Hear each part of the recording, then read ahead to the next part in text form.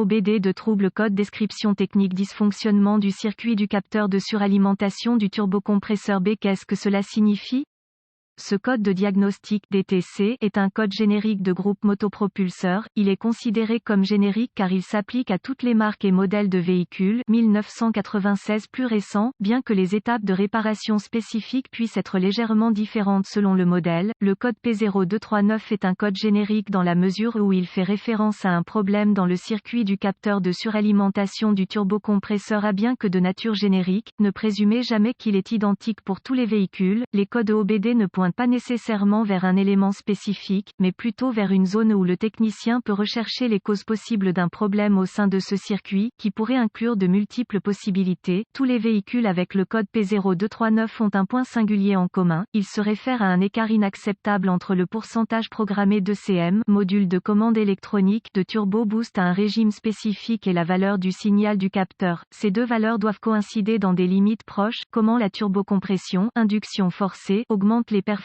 Les turbocompresseurs forcent beaucoup plus d'air dans le moteur que le moteur n'est capable de le faire dans des conditions d'aspiration normales. Plus le volume d'air forcé dans les cylindres est élevé, plus l'augmentation de carburant équivaut à une puissance accrue. En règle générale, un turbocompresseur peut augmenter la puissance de 35 à 50% dans un moteur conçu spécifiquement pour la turbocompression. Les composants d'un moteur conventionnel ne résisteront pas aux contraintes exercées sur lui par induction forcée. Les turbocompresseurs offrent des gains de puissance élevés avec peu ou pas d'effet négatif sur l'économie de carburant. Ils utilisent la vitesse d'échappement pour propulser le turbocompresseur. C'est donc essentiellement de la puissance libre. Voilà l'avantage. L'inconvénient est qu'ils subissent des coups et ont tendance à échouer à des moments imprévisibles pour une multitude de raisons. Lorsqu'une indication qu'un problème avec le turbocompresseur s'est produit, résolvez-le dès que possible. Un moteur turbocompressé exagère considérablement les problèmes de moteur dus à la masse d'air comprimé. Ne serrez jamais la soupape de décharge et n'essayez pas d'installer une quelconque modification sur un moteur turbocompressé d'origine dans le but d'augmenter les pressions de suralimentation. La courbe de carburant et de synchronisation de la plupart des moteurs ne s'adaptera pas à des pressions de suralimentation supérieures à la normale et des dommages au moteur se produiront. Remarque, ce DTC est fondamentalement identique à P0235 qui fait référence au turbocompresseur Esperluette-Cotte. À Esperluette-Cotte, symptômes. Les symptômes d'un code d'anomalie de diagnostic P0239 peuvent inclure, le code P0239 sera défini, ce qui signifie simplement qu'un problème existe quelque part dans ce circuit empêchant un contrôle de suralimentation approprié. Des codes supplémentaires en cours de progression peuvent être définis concernant ce dysfonctionnement, chacun se rapportant à une section du circuit. Le moteur peut manquer d'accélération. L'indicateur de pression de suralimentation indiquera moins de 9 livres de suralimentation ou plus de 14 livres de suralimentation. Les deux sont hors de portée. Bruits inhabituels ou cliquetis du turbocompresseur ou de la tuyauterie. Le code du capteur de cliquetis du moteur peut apparaître, indiquant une détonation due à des températures élevées de la culasse. Le moteur peut présenter un manque général de puissance, de la fumée d'échappement, bougie d'allumage encrassée, température du moteur anormalement élevée aux vitesses de croisière, sifflement au niveau de la soupape de décharge. Les turbos tournent généralement à une vitesse incroyable de 100 000 à 150 000 TR, min. Ils ne sont pas les moins tolérants aux conditions de déséquilibre ou au manque d'huile propre au roulement. Les causes potentielles de ce DTC incluent, fuite de vide au niveau du collecteur d'admission, filtre à air sale, clapet de décharge défectueux, soit coincé ouvert, fermé ou fuit, alimentation en huile insuffisante au niveau du palier de l'arbre principal, obstruction dans l'alimentation en huile ou la conduite de retour, défaillance du roulement entraînant une faible rotation en raison de la traînée, le roulement oscille et les aubes de turbine heurtent le carter du turbo, aube de turbine ébréchée, tordue ou manquante, provoquant un déséquilibre, fuite du joint d'huile sur le côté compresseur du turbo vu par l'huile dans le turbo et les bouchons encrassés.